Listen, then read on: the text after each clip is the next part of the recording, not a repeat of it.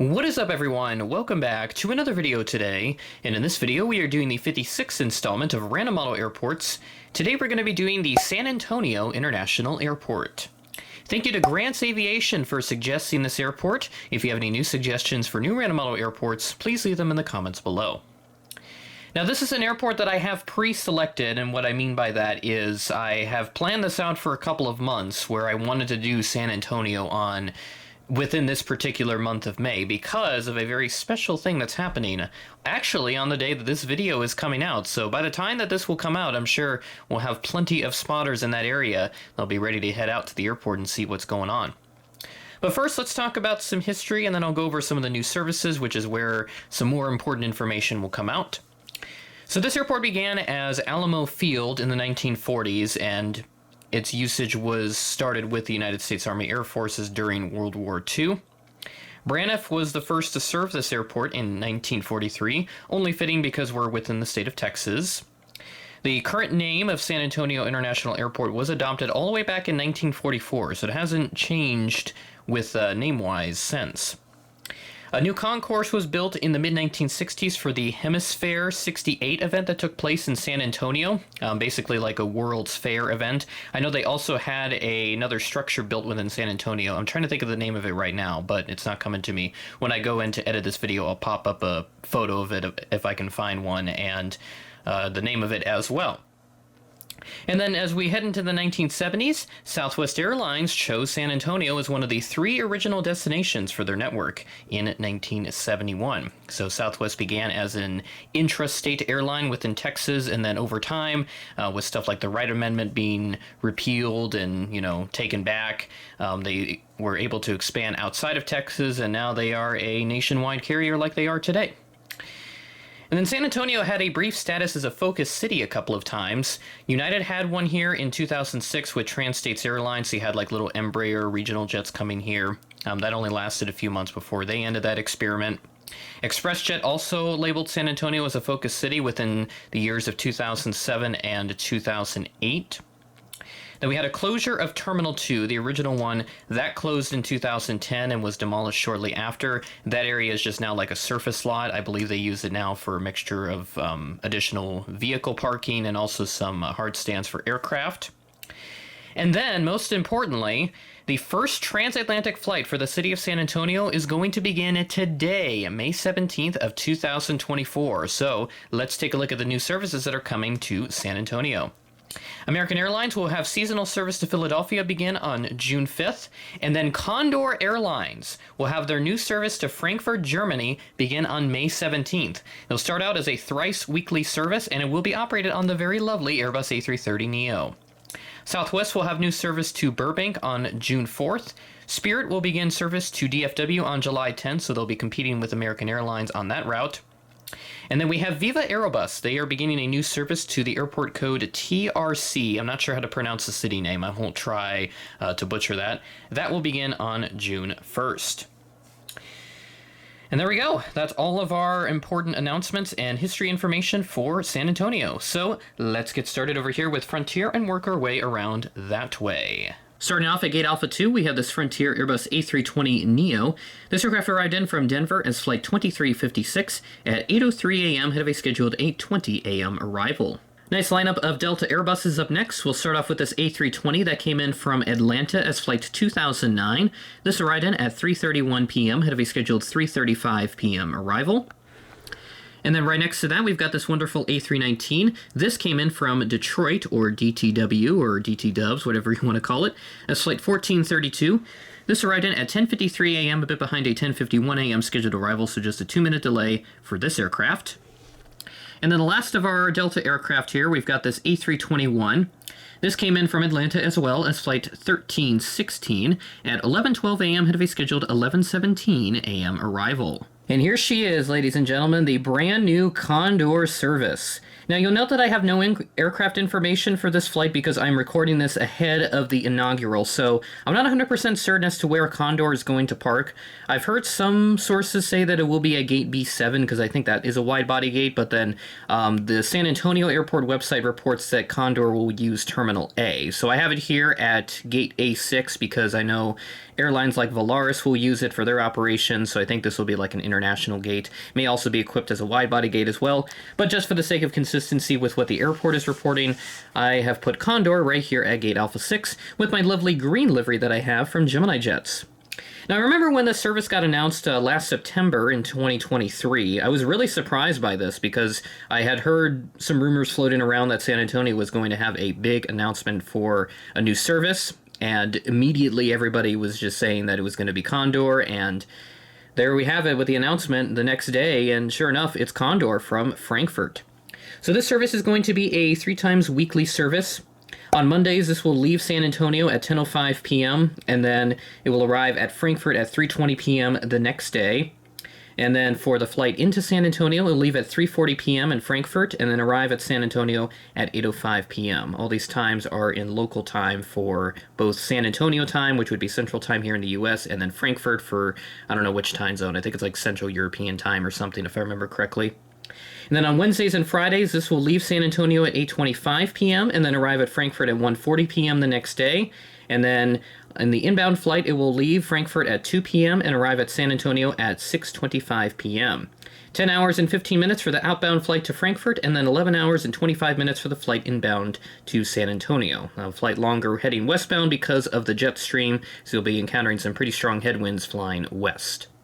So very excited with this new Condor service, and that was the only reason why I got this Condor A330neo. I was originally kind of on this model, but seeing that San Antonio was going to get the Condor Neo, I decided, let me just get it, and I'll make a random model airport update on it when the time comes around, and here we are. And I know that Minneapolis is also going to get them as well, because Condor, they've got rid of their 767s mostly. They got rid of at least the retro one, unfortunately, but they are going to switch to the 330neo on that service, so I'm very excited about that. And then as for San Antonio, looking forward to seeing what they've got coming, and hopefully this means they'll get more transatlantic services in the future, because they've got a bright future ahead of them. Continuing on to Gate Alpha 8, we have the Sun Country 737-800. This came in from Minneapolis as flight 1835, arriving right on time at 6:53 p.m. on Friday, May 10th. Rest of the flights in this airport update, with the exception of that Condor right over there, they are from Saturday, May 11th. Now, what's interesting is that this Sun Country flight, this ended up having to divert to Austin twice because of some severe weather in the area over the last few days. So, pretty interesting stuff here with Sun Country. Now, I'm sure you're probably asking, why is Northwest here? Because obviously this is a carrier that doesn't exist anymore. That's because I'm using it as my substitute for a Viva Airbus A320, because I don't have one, and quite frankly, those things are very difficult to find on the secondhand market. I know Phoenix did a couple of them with like the 320s and the 321s, and I think they also did a 321neo recently. But those things are really hard to find, so I just have to compromise and make do with it. And I would have had Aeromexico connect in this airport update as well, but I wasn't able to ascertain exactly what gate they park at. It's possible they may use this gate too, or even this one that Viva Aerobus uses, so I had to omit it, unfortunately. And even if I wanted to put them in there, I don't have that model, unfortunately. That one is also difficult to find, so just have to make do with what we have and make it work. So this aircraft came in from Monterrey, Mexico as flight 676, arriving in at 7:30 p.m., had to be scheduled 7:45 p.m. arrival.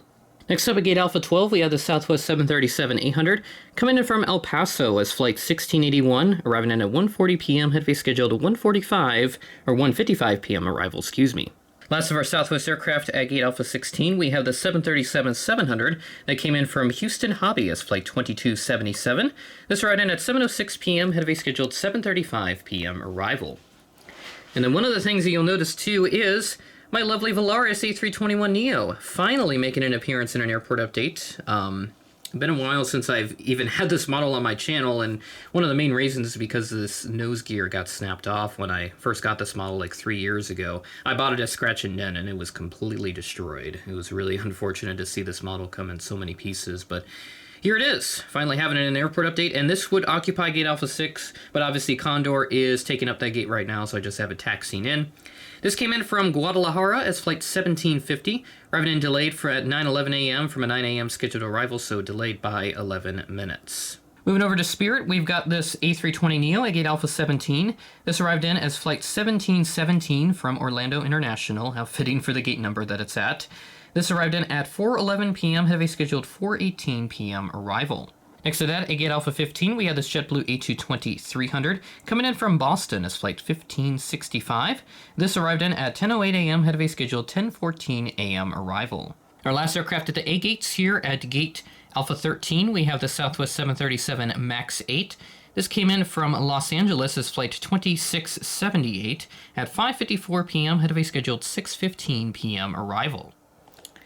That'll do it for Terminal A, excuse me. We'll move over to Terminal B, which is much smaller and has predominantly American and United over there. So we'll take a look at that, and then that should round out the update. And welcome to Terminal B. Much smaller section here, and we've got just 6 planes to look at for American and United. Starting off at gate Bravo 2, we have this American 737-800 coming in from DFW as flight 2077, arriving in at 9:52 a.m. ahead of a scheduled 10:02 a.m. arrival. And then next to that, we've got this Airbus A320 with the IAE engines. This came in from Phoenix Sky Harbor as flight 1829, arriving in at 10:38 p.m. ahead of a scheduled 10:58 p.m. arrival. And then next to that, we've got ourselves a regional aircraft, our first in this update. This Embraer 175 came in from Los Angeles as flight 3160, operated by SkyWest. This arrived in at 2:33 p.m. ahead of a scheduled 2:55 p.m. arrival. And then the last for our American aircraft, we've got this A319S that came in from DFW. This arrived in as flight 2068 at 6:28 p.m. ahead of a scheduled 6:36 p.m. arrival. And the next up, we have the CRJ 700 for United Express. This came in from San Francisco as flight 5370, operated by SkyWest, at 4:09 p.m. ahead of a scheduled 4:17 p.m. arrival. This one is in the old livery still, 782 Sierra Kilo, and I imagine it's one of a very small group that's left in the old colors. And then next to that, we have the 737-900ER at gate Bravo 5. This came in from Houston George Bush Intercontinental as flight 1799 at 8:23 a.m. ahead of a scheduled 8:30 p.m. arrival. Why am I hearing so many jets coming in? Goodness gracious. Well, I guess evidently there's more planes coming in, or... Hold on a minute. I'm getting some word here. We have a bunch of diversions that just came in. Holy Toledo. Okay, so what we're going to do now, we're not going to end this update here. We are not done just yet. We are going to check out a bunch of diversions. When I say a bunch, I mean a bunch. So let's go ahead and take care of that right now. On Monday, May 13th, a total of 9 diversions landed in San Antonio from Houston. 4 were from George Bush Intercontinental, and the rest were from Hobby. Included in the United diversions was a 777 from London Heathrow. Evidently, United heard about Condor's inaugural happening later this week and wanted to beat Condor to the punch. No, I'm kidding. These aircraft were diverted because of severe weather in the Houston area.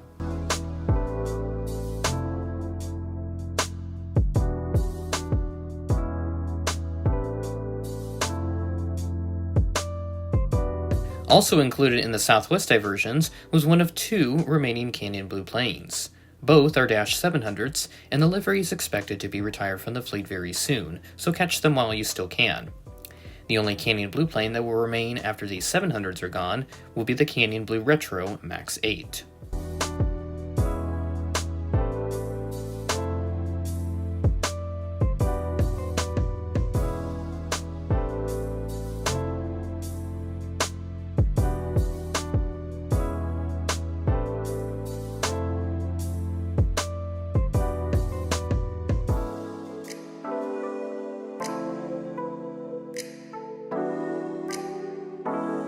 And that will do it for this Random Model Airport update.